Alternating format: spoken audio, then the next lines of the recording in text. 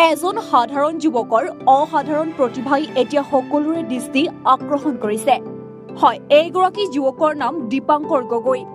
সৰুৰে পৰা নিজে কিবা এটা কৰাৰ মানসেৰে ছবি অঁকাৰ লগতে বিভিন্ন শিল্পৰ সৈতে নিজকে জড়িত কৰি শেহতীয়াকৈ 2017 চনৰ পৰা মহাপুৰুষীয়া কৃষ্টিৰ অনবদ্য সৃষ্টি মুখা শিল্পৰ সৈতে জড়িত হৈ বৰ্তমান এই শিল্পকে জীৱন জীৱিকাৰ পথ হিচাপে বিবেচনা কৰিছে দীপাংকৰে। বাঁহ বেতেৰে বিভিন্ন সময়ত ৰাস ভাওনা আদিত প্ৰয়োজনীয় মুখাৰ লগতে চিমেণ্টেৰেও বিভিন্ন মুখা প্ৰস্তুত কৰিছে এইগৰাকী উদীয়মান শিল্পীয়ে। লগতে প্ৰয়োজন সাপেক্ষে নিজে এইসমূহ মুখা নিজে পৰিধান কৰি ৰাইজৰ আগত প্ৰদৰ্শন কৰি বিশেষ জনপ্ৰিয়তা লাভ কৰিবলৈ সক্ষম হৈছে দীপাংকৰে। উল্লেখযোগ্য যে তামুলীচিগা দুলীয়া গাঁৱত নিজৰ গৃহতে নীলকণ্ঠ শিল্প উদ্যোগ নামেৰে এই উদ্যোগ স্থাপন কৰি এইগৰাকী শিল্পীয়ে ইতিমধ্যে অসমৰ বিভিন্ন স্থানৰ লগতে ভাৰতৰ বিভিন্ন ঠাইত মুখা শিল্প প্ৰদৰ্শনৰ লগতে ৰূপসজ্জাৰ শিল্পী হিচাপেও নিজৰ পৰিচয় দাঙি ধৰিবলৈ সক্ষম হৈছে। অৱশ্যে চাহিদা অনুসৰি আৰ্থিক দীনতাৰ বাবে আগবাঢ়িব পৰা নাই দীপাংকৰ। সেয়ে অসমীয়াৰ অন্যতম চহকী সংস্কৃতি মুখা শিল্পক জীয়াই ৰখাৰ স্বাৰ্থত তথা তেওঁৰ লগত জড়িত আন আন শিল্পীসকলৰ জীৱন জীৱিকাৰ একমাত্ৰ পথটিত আগুৱাই যাবলৈ চৰকাৰীভাৱে কিঞ্চিত সহায়ৰ হাত আগবঢ়াবলৈ চৰকাৰক আহ্বান জনাইছে। আজি 2017 চনৰ পৰা এই কাৰিকৰীখিনিৰ লগত জড়িত। লগতে গুৰু হিচাপে অন্য গুৰু নাই।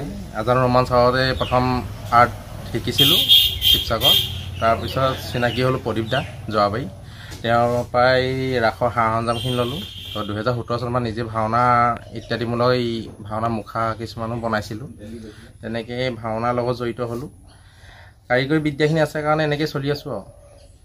কিন্তু 12 মাহে ভাওনা হৈ থাকে, ৰাসো 2-এখন কৰি আছোঁ। তাৰপৰা মুখা তেনেকৈ কাৰো ওচৰত শিক্ষা বুলি লোৱা নাই, নিজে নিজে শিকিছিলোঁ। তাৰপিছতে প্ৰদীপ দাৰ লগত জড়িত হৈ কিছুমান শিকিব পাৰিলোঁ।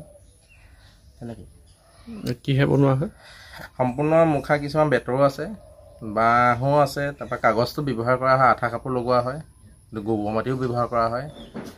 মুখাসমূহ বনাবলৈ নিজে চেষ্টা কৰিছোঁ, তেওঁ সহায় কৰি দিছে।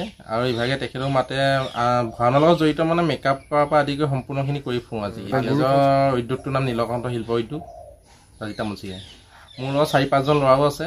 আৰু তেনেকৈ দিল্লীলৈও গৈছিলোঁ মেকআপৰ কাৰণে, আপোনাৰ NSGত তাতো মেকআপ কৰি আহিছোঁগৈ। আপোনাৰ বৰপেটা গোৱালপাৰা সেইবোৰতো গৈ ফুৰিছোঁ। চলি পোৱা যায়, কিন্তু আৰ্থিকটো অকণমান কম কাৰণে অকণমান অসুবিধা এটা হয় কিছুমান ক্ষেত্ৰত। চৰকাৰে যে আমাক যদি সেইখন সহায় আগবঢ়ায় তেতিয়া আমিও আগবাঢ়িব পাৰিম আৰু এই আমাৰ সংস্কৃতিটো বিশ্ব দৰবাৰলৈ লৈ যাব পাৰিম। তেওঁলোকক সেইটোৱে আহ্বান কৰিছোঁ।